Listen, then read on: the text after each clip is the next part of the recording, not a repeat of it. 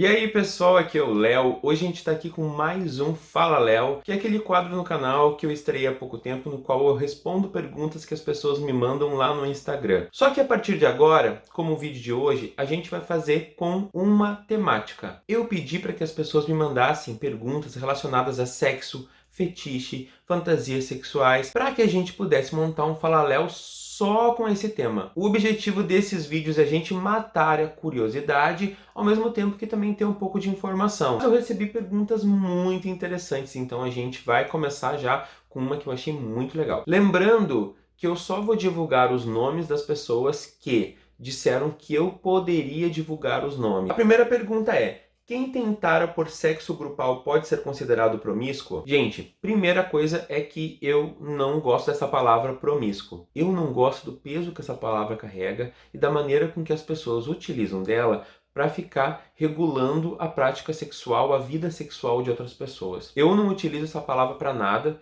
então eu não acredito que uma pessoa que faça sexo grupal ou que tenha vários parceiros sexuais, mesmo que não no mesmo momento, eu não gosto da utilização dessa palavra. Então, para mim, quem pratica sexo grupal não é promíscuo, assim como ninguém é promíscuo. Na minha cabeça as coisas funcionam assim. Existem as pessoas que têm uma vida sexual da maneira com que elas querem e eu não tô nem aí para julgar e para colocar rótulo em ninguém. Essa segunda pergunta também eu achei muito legal, que é: como foi a sua primeira experiência após ser soro positivo? Como foi uma primeira vez? Gente, logo que eu descobri o meu diagnóstico positivo para HIV, eu demorei meses para ter minha primeira relação sexual.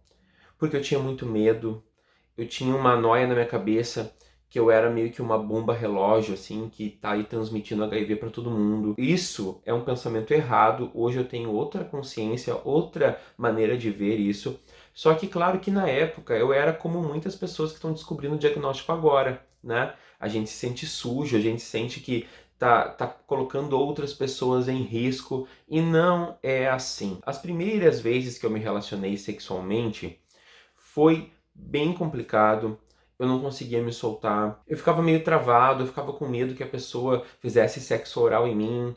Só que ainda assim, eu só comecei a me relacionar sexualmente depois que a minha carga viral ficou zerada, um tempo depois disso, porque eu me sentia seguro. E ainda assim, eu tinha esse fantasma na minha cabeça de uma possível transmissão do HIV. Hoje a gente sabe, né, como a gente já conversou muitas vezes nesse canal, que uma pessoa estando indetectável, o HIV é intransmissível, e que mesmo se ela não está indetectável, se usar prevenção ou combinar inclusive mais de um método de prevenção, o ato sexual é saudável, ele é tranquilo e as pessoas não têm que ficar com esse medo, com esse fantasma na cabeça, desde que exerça essa sexualidade e até mesmo depois que souber da sua positividade, com responsabilidade. Uma outra pergunta que eu recebi é: qual o desejo erótico que ainda você deseja realizar? Eu sou uma pessoa que eu sou muito tranquilo com fetiches e desejos eróticos.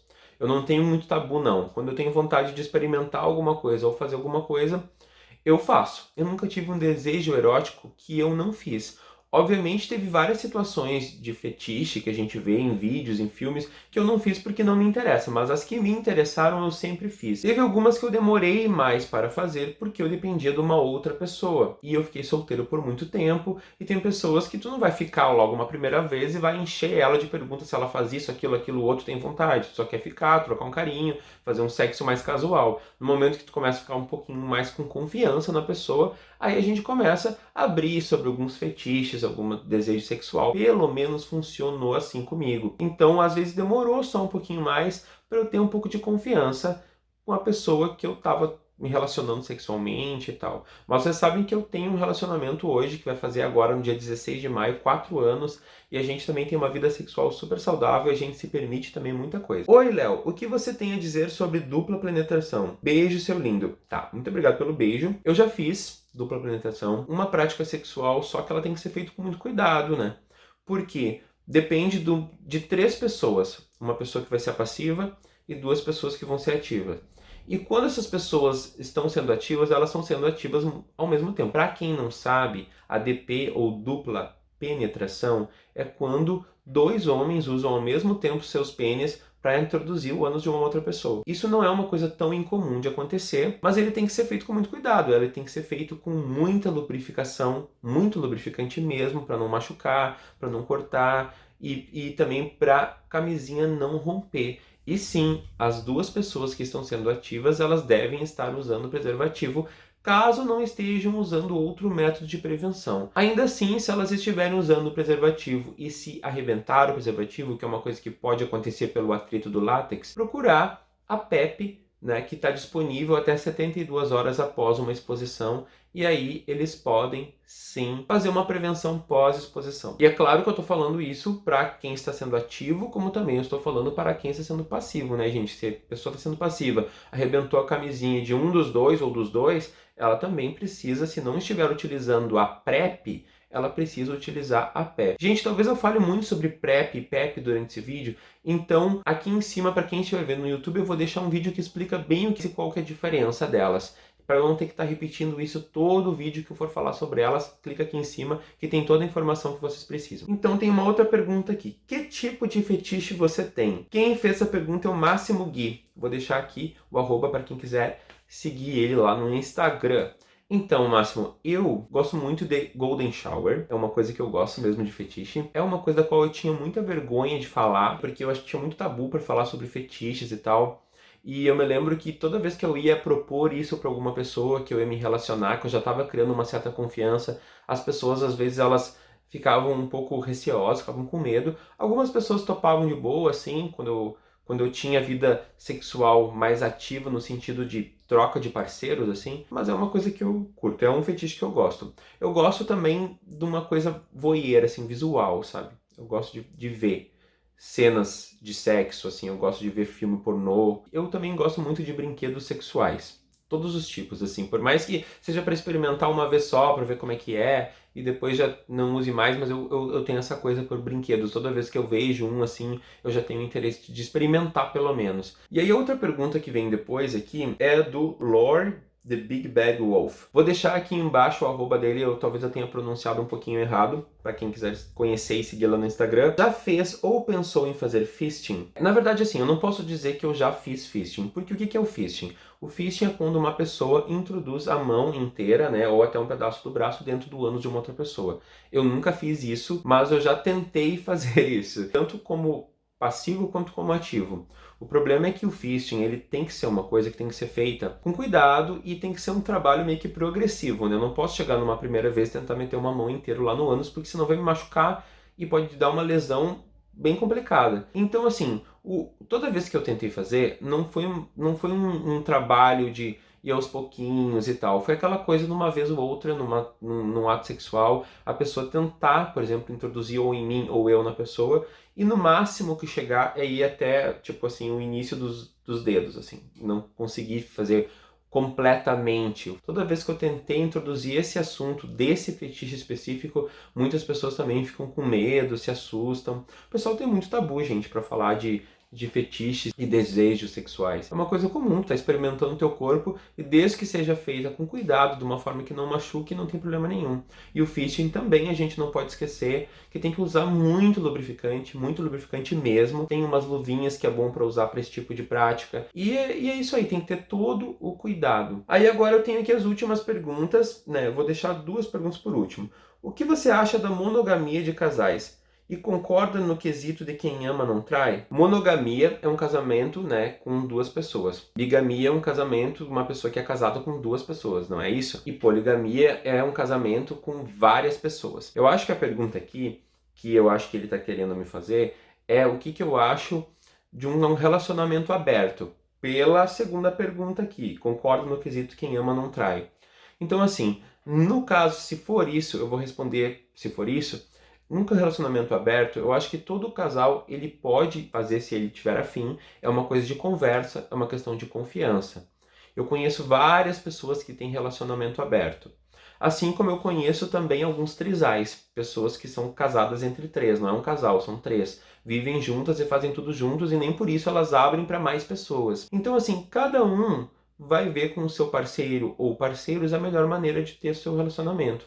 Eu sou uma pessoa que eu acho muito forte falar quem ama não trai. Eu nunca tive num relacionamento em que eu traí uma pessoa enquanto estava namorando.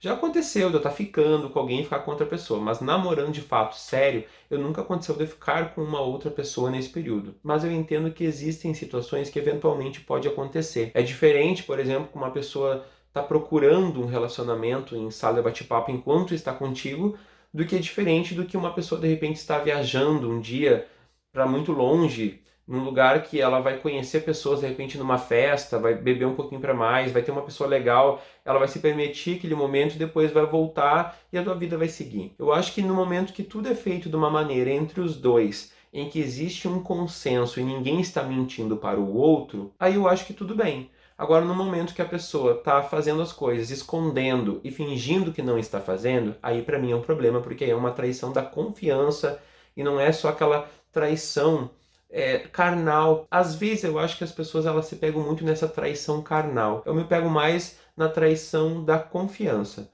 Para mim, eu vou ficar muito mais magoado se um dia, por exemplo, meu namorado trair a minha confiança do que se ele me trair carnalmente, assim. Então, para mim, pelo menos, funciona assim. E aí que tem uma última pergunta para esse vídeo até não ficar muito longo. É do Luciano Brito. Vou deixar aqui o arroba para quem quiser ir lá no Instagram dele para conhecer ele. Eu conheço ele, ele era daqui da minha cidade, era meu vizinho, inclusive, ele morava perto da minha casa. E o Luciano perguntou: Oi, Léo, depois de ter seu diagnóstico com HIV, você perdeu o interesse por sexo? Gente, eu perdi. Como eu estava falando antes, eu perdi o interesse por sexo porque eu realmente foquei em outras coisas.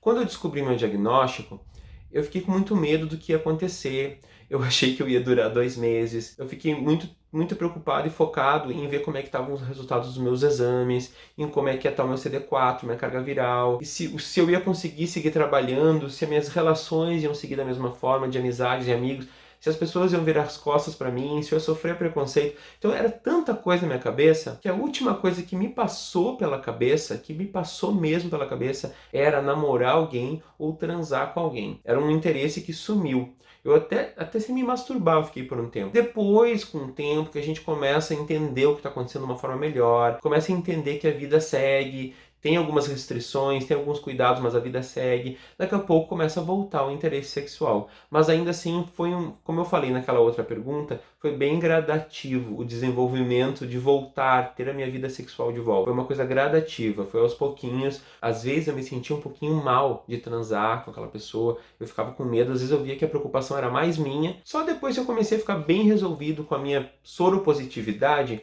que eu consegui exercer minha sexualidade sem neura, sem problema. Então isso é uma coisa que a gente tem que ir trabalhando aos poucos. Pelo menos comigo também funcionou assim. Mais uma vez eu adorei esse Fala Léo. Fiquem atentos no meu Instagram, que é @leocezimbra. É por lá que a gente vai conversar e eventualmente eu vou abrir para perguntas para uns próximos Fala Léo. Então é isso aí, não se esqueçam de se inscrever no meu canal no YouTube, deixar um like no vídeo e ativar o sininho para receber as notificações sempre que tiver vídeo novo. Não se esqueçam, quem estiver no Instagram, de me seguir no Instagram, deixar um coraçãozinho lá no meu IGTV, compartilhar, se possível, esse vídeo nos seus stories. E quem estiver lá pela página do Facebook Confissões de um Soro Positivo, não esquece de me seguir por lá também. Um beijo no coração de todos, até o próximo vídeo.